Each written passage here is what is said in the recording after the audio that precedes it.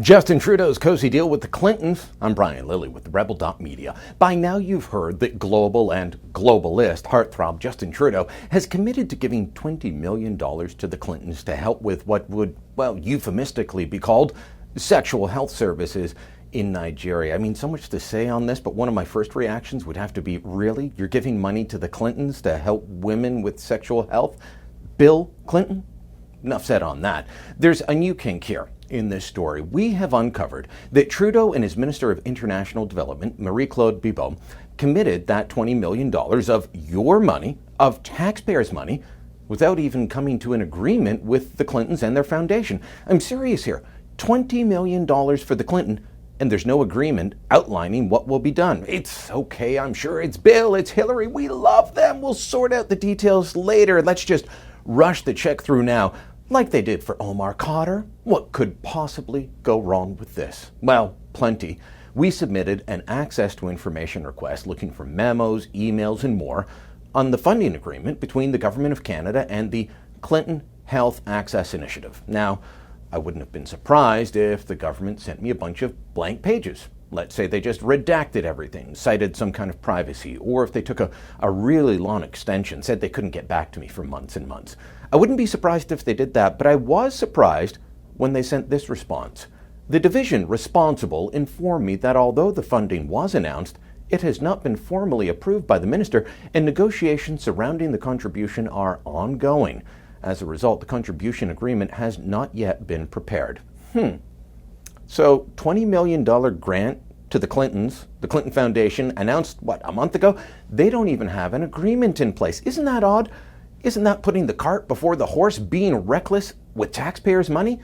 Isn't it possibly even contempt of Parliament, promising taxpayer money to your friends without any government oversight?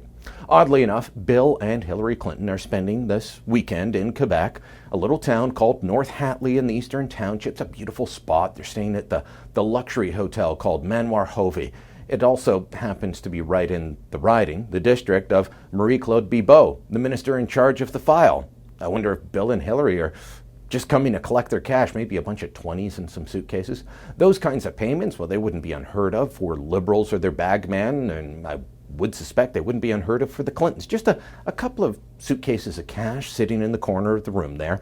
I'm sure Bibo will drop by. She lives near there. I'm sure they're going to have a very cozy meeting. Possibly even she could be promising more Canadian tax dollars to the Clintons over wine. What the hell? It's just tax money. So beyond the fact that we're giving the Clintons all this cash and there's no agreement, no oversight, the question remains, why would we ever give the Clinton Foundation $20 million?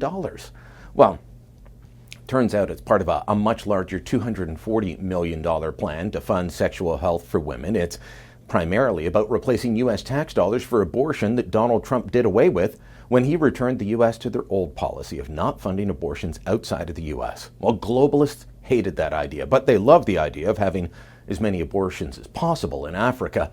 So money, it's going all over the place. And the $20 million for the Clintons is slated for Nigeria, where the government says it will help in the following ways. The proposed project will improve access to sexual and reproductive health choices for women and young women and adolescent girls through an innovative approach that engages both the public and private sector in expanding spaces where services and products are both accessible and meet their family planning needs.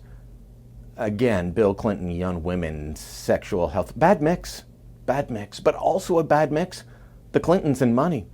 Great work has been done by people like Charles Ortel, a man who's documented the irregularities surrounding the Clinton Foundation for years, and by Peter Schweitzer, who wrote the book Clinton Cash and documented serious problems with how the Clintons operate, including trading access or favors for cash, especially from foreign donors. He documented how the Clintons used the foundation to make themselves rich. And despite all of that, we're giving them money from the Canadian taxpayers? During the presidential race, Justin Trudeau even promised to help Hillary however he could. We know that from one of the leaked emails from her top advisor, John Podesta. Well, Hillary lost the election, but Justin is still helping her and doing it the way the Liberals do best, with your money, with someone else's money, not his. And just forget about that pesky oversight and stuff. This is all between friends. If you like the Rebel video you just watched, make sure you never miss another one. Again, click here to subscribe to our YouTube channel.